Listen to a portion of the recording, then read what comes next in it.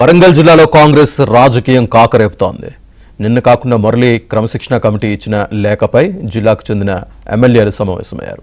Kadiyam Srihari, Nayani Rajender Reddy, Nagaraju, MLC Basavaraju సారయ్యలు సమావేశమై కొండా లేఖపై చర్చించారు. కొండా లేఖపై ఎమ్మెల్యేలు ఎలా స్పందిస్తారోనని పార్టీ నేతల్లో ఉత్కంఠ కలిగిస్తోంది.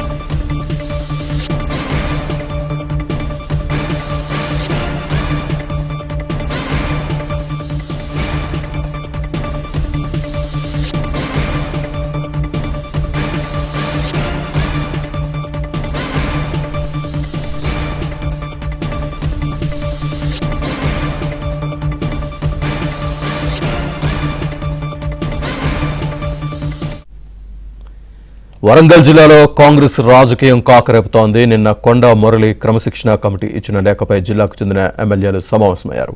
కడియం శ్రీహరి, నాయని రాజేందర్ రెడ్డి, నాగరాజు, ఎమ్మెల్సీ బసవరాజు సారయ్యలు సమావేశమై కొండా లేఖపై చర్చించారు. కొండా లేఖపై ఎమ్మెల్యేలు ఎలా స్పందిస్తారోనని పార్టీ నేతల్లో ఉత్కంఠ కలిగిస్తోంది.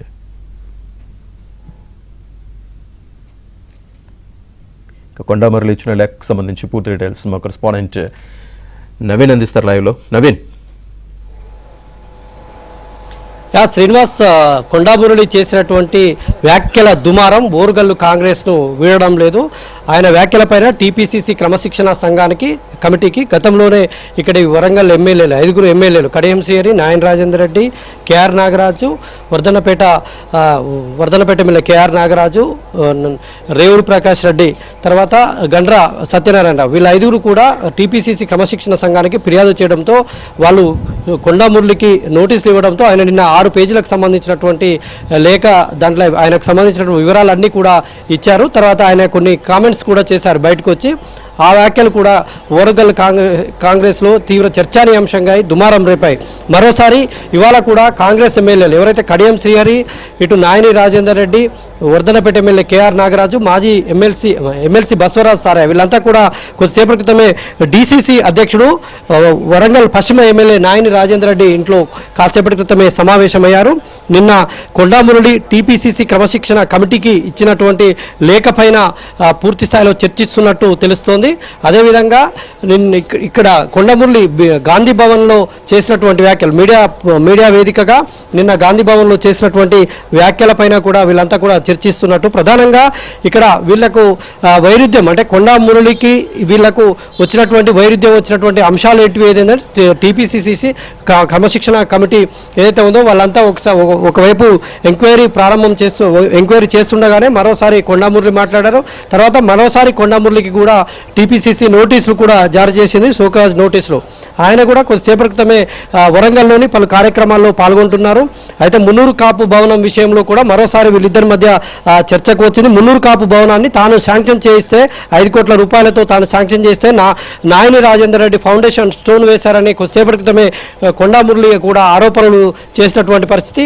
అయితే వీళ్ళిద్దరికి నిన్న ప్రధానంగా కొండా మురళి ఇచ్చినటువంటి 6 పేజీల లేఖలో 6 పేజీల లేఖలో ప్రస్తావించినటువంటి అంశాలపైన తమ పేర్లను కోట్ చేస్తూ ఎవరైతే కడియం శ్రీహరి కావచ్చు, నాయని రాజేందర్ రెడ్డి కావచ్చు, ఎమ్మెల్సీ బసవరాజు సారయ్య కావచ్చు, తర్వాత వర్ధనపేట ఎమ్మెల్యే కేఆర్ నాగరాజు కావచ్చు, వీళ్ళ పేర్లు ఆ లేఖలో కోట్ చేస్తూ చెప్పినటువంటి అంశాలపైన వాళ్ళంతా కూడా ఇక్కడ సమావేశమయ్యారు.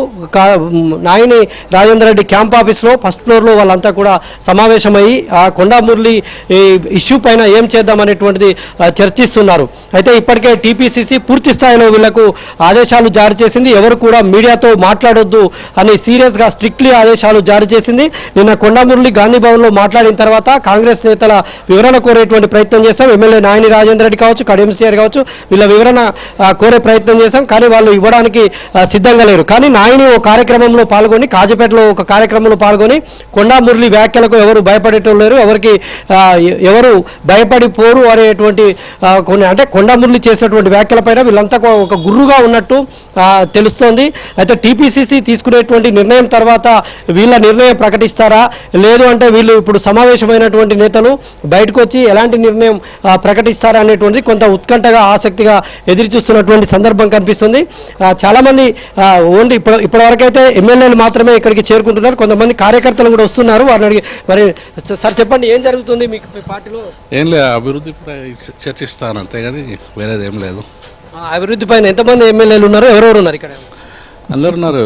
ప్రకాష్ రెడ్డి గారు ఉన్నారు, శ్రీహరి గారు ఉన్నారు, రాజేంద్ర రెడ్డి గారు ఉన్నారు, మరియు బసవరాజ్ సారయ్య గారు. ఈ పార్టీకి సంబంధించినటువంటి ఇష్యూస్ పైన ఎట్లాంటి చర్చ జరుగుతుంది మీ పార్టీలో, ఏమనుకుంటున్నారు? ఇటు కొండా మురళి ఇష్యూ కానీ అభివృద్ధిపై చర్చ అంతే తప్పించి వేరే ఏం లేదు. అయితే ఇక్కడ ఉన్నటువంటి ద్వితీయ శ్రేణి నేతలు చాలా ఈజీగా తప్పించుకునేటువంటి దాటవైతే ప్రయత్నం చేస్తున్నారు. అభివృద్ధి పైన తమ నేతలు చర్చ చేస్తున్నారని చెప్తున్నారు. కానీ వాస్తవంగా కొండా మురళి చేసినటువంటి వ్యాఖ్యలు ఓరుగల్లు కాంగ్రెస్ రాజకీయాల్లో ప్రకంపనలు రేపాయని చెప్పుకోవాలి. ఆయన చేసినటువంటి నేరుగా ఇటు కడియం శ్రీహరి కావచ్చు, నాయని రాజేందర్ రెడ్డి, ఎమ్మెల్సీ బసవరాజ్ సారయ్య, ప్రధానంగా కడియం శ్రీహరి, ఎమ్మెల్సీ బసవరాజ్ సారయ్య వీళ్ళంతా కూడా బీఆర్ఎస్ పార్టీ నుంచి కాంగ్రెస్లోకి వచ్చారు. తాను కూడా బీఆర్ఎస్ నుంచి కాంగ్రెస్లోకి గతంలో వచ్చినప్పుడు రాజీనామా చేసి గెలిచి మరి కాంగ్రెస్లోకి వచ్చారని చెప్తున్నారు. ఇప్పుడు స్టేషన్ గన్పూర్ ఎమ్మెల్యే కడియం శ్రీహరి కానీ, ఎమ్మెల్సీ బసవరాజ్ సారయ్య కానీ వాళ్ళు కూడా రాజీనామా చేయాలని ఆయన ముందుగా డిమాండ్ చేశారు. తర్వాత నిన్న గాంధీ భవన్లో మాట్లాడినప్పుడు మాత్రం అది వాళ్ళ ఇష్టానికే వదిలేస్తున్నానని చెప్పారు. మరి ఈ అంశాల పట్ల ఇప్పుడు కడియం శ్రీహరి, నారాయణ రాజేంద్ర రెడ్డి, బసవరాజ్ సారయ్య వీళ్ళంతా ఏం చెప్తారనేటువంటిది కొంత ఉత్కంఠ అయితే నెలకొంది. రైట్.